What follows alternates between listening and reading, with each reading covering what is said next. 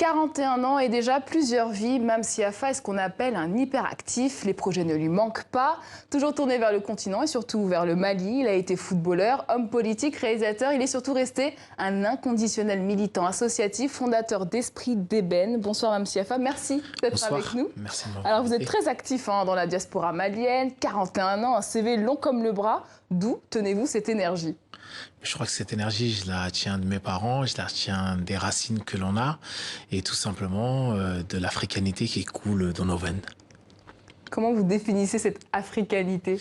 Cette africanité, ça veut dire tout simplement, c'est la richesse, c'est savoir ce que l'on est pour aller voir et affronter le futur, affronter l'avenir. Et tout simplement, c'est ces balades avec mon père, c'est ces balades dans les foyers africains, c'est ces balades dans mon quartier de la Goutte d'Or, et c'est ces balades en Afrique. Voilà. Alors l'association Esprit d'Ébène, c'est votre bébé, 20 ans que ça existe. Quel est le projet finalement dont vous êtes le plus fier durant toutes ces années ? Alors je dirais diaspora et indépendance africaine. C'était un moment important de pouvoir comprendre ce qu'était l'Afrique, ce qu'était sa diaspora et tout simplement, comme je l'ai dit tantôt, savoir d'où l'on vient. À un moment donné, on parle de l'Afrique, on revendique un continent, mais on ne sait pas ce que c'est. Et je pense que on a donné une explication de texte aux Parisiens, aux jeunes franco-africains sur ce qu'étaient les indépendances, sur ce qu'était leur pays d'origine et ce que vivent leurs parents tout simplement, comment ils ont construit ce pays qui est la France. Et si on remonte 20 ans en arrière, à quel besoin primaire répondait Esprit d'Ébène au départ ? Alors au départ, c'était tout simplement une association de quartier qui voulait être un relais entre les jeunes de quartier, les entreprises privées et les pouvoirs publics, et notamment dans la recherche de stages, la recherche d'emploi.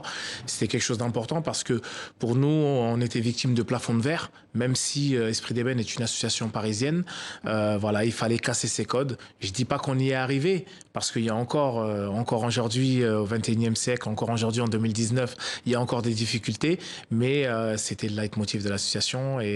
Et ça l'est toujours. Alors votre dernière campagne, c'est la lutte contre le paludisme. Alors, du coup, justement, depuis Paris, vous avez toujours eu ce besoin d'être connecté avec le continent. Pourquoi ? Parce que c'est la terre-mère, tout simplement. Je pense que le continent, c'est un continent d'avenir, c'est un continent qui a beaucoup fait parler de lui. Et pour nous, on est, que ce soit au niveau de la mode, que ce soit au niveau du sport, que ce soit tout simplement au niveau de la culture, on est connecté avec ce continent. C'est, je dirais, c'est cérébral, tout simplement. Et depuis Paris, le continent doit résonner ? Oui, il doit résonner, Pourquoi il doit exister. C'est important parce que le monde s'est construit avec l'Afrique. C'est-à-dire qu'on ne va pas refaire l'histoire, on ne va pas refaire l'histoire de l'esclavage, on ne va pas refaire l'histoire de la construction française, on ne va pas refaire l'histoire des guerres. Le monde s'est construit avec l'Afrique. Et l'Afrique doit avoir cette place qu'elle mérite, tout simplement. Donc l'Afrique, c'est là où vous êtes né, en Mauritanie. Vous êtes arrivé très très tôt, très jeune en France, oui. Comment, pendant votre enfance, vos parents ont continué à entretenir en fait le lien avec la Mauritanie, le Mali ? Moi, je suis ici d'une famille de cordonniers, je suis ici d'une famille de gens de la parole.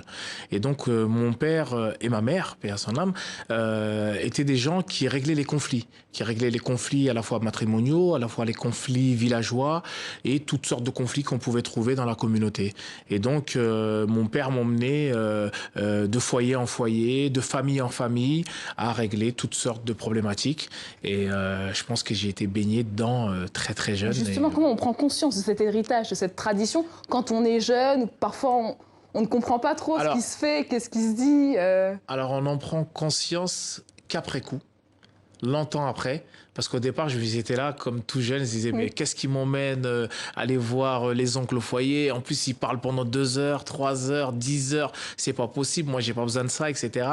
Mais après coup, quelques années après, je crois qu'après mon passage en province, justement à la Flèche, dans la Sarthe, à mon retour à Paris, là je me suis dit ah ouais, c'est ce qui me faisait faire.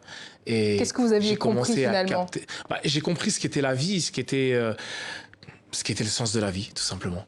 C'est cette histoire qui vous a permis de lancer le Festival international Soninké qui existe depuis 2011. Depuis 2011, il s'est déroulé à Caille, au Mali, en Mauritanie, au Sénégal. Prochaine édition à Banjul, en Gambie. En Gambie, tout à fait. Qu'est-ce qui fait la recette de ce festival? La recette de ce festival, c'est tout simplement de dire qu'il y a une ethnie qui a existé, qui a régné en Afrique pendant plus de 8 siècles. Et cette ethnie, aujourd'hui, elle est en pleine restructuration, elle est en plein renouvellement. Et c'est de dire que on est des jeunes franco-soninké qui sont issus de la Mauritanie, du Sénégal, de la Gambie, etc., etc. Et on a envie de comprendre. On a envie de comprendre, mais à la fois, on a envie de s'adapter dans le monde dans lequel on vit. Et ça, et justement, la juxtaposition de ces deux mondes, entre tradition, rite et modernité, c'est ce savant mélange qu'on essaye de faire pour essayer d'aller de l'avant. Et il y a cette question que vous vous posez souvent, c'est comment un jeune soninké se comporte au XXIe siècle? Bien sûr, parce que... Quel est le début de réponse à cette question qui est... vaste en fait. Le début de réponse de ça, c'est tout simplement se dire qu'à un moment donné, nos rites, nos cultes doivent évoluer avec leur temps. C'est-à-dire que il y a quelqu'un qui disait on ne peut pas regarder le passé avec des yeux du XXIe siècle, c'est pas possible. Et la nouvelle génération par rapport à la vôtre, quelle est la différence concernant ce questionnement? On a avancé, on a reculé? Je pense qu'on est dans un moment de jonction et il y a une espèce de petite stagnation, mais on se bat et on va de l'avant. Voilà, on va de l'avant parce que c'est important d'avoir cette richesse qui permet de mieux affronter la vie. Et je pense que la base de tout aujourd'hui, c'est la culture générale. Et quand vous avez une culture générale, une culture forte, vous pouvez tout affronter dans la vie. Alors Mame Siafa, on vous doit aussi l'existence de l'élection Miss Mali. Vous avez eu besoin de redorer le blason de la communauté malienne en France. Pourquoi? Parce qu'à un moment donné, c'était une communauté qui était stigmatisée. Je me souviens des Maliens de Vincennes, des 101 Maliens en référence aux 101 Dalmatiens. Je me souviens du film Fatou la Malienne, etc.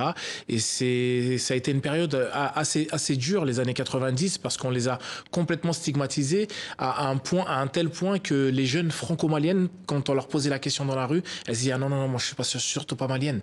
Je suis ivoirienne, je suis sénégalaise, je suis ceci, je suis cela, mais je suis pas malienne. » Et ça veut dire qu'à un moment donné, on est en droit de se poser des questions.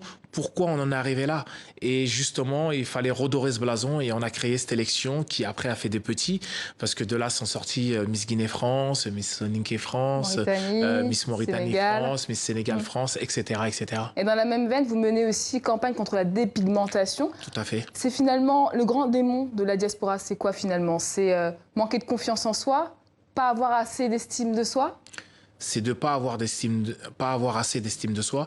Nous, notre campagne, on l'a tournée sur l'estime de soi parce que pour nous, c'est la base. C'est à un moment donné, à partir du moment où tu t'acceptes toi-même, tu es prêt à tout affronter.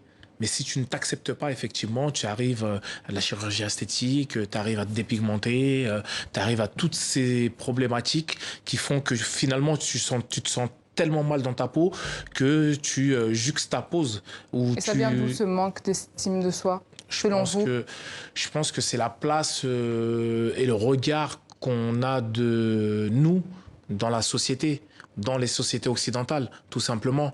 Quand on a du mal à être exposé dans les magazines en première page, quand on a du mal, et on l'a vu il n'y a pas longtemps, l'histoire de Kharidja Touré, par exemple, qui se fait virer presque manu militari d'un restaurant parisien en France. C'est toutes ces choses. Je pense qu'à un moment donné, il faut prendre sa place. Il faut prendre sa place et il faut prendre sa place comme on est. On n'a pas besoin de se transformer pour prendre sa place. Vous l'avez pris en tout cas, votre place. Merci beaucoup, Mame Siafa, d'être revenu sur votre parcours, d'être venu sur notre plateau. On vous souhaite encore plein de projets. Merci pour l'invitation.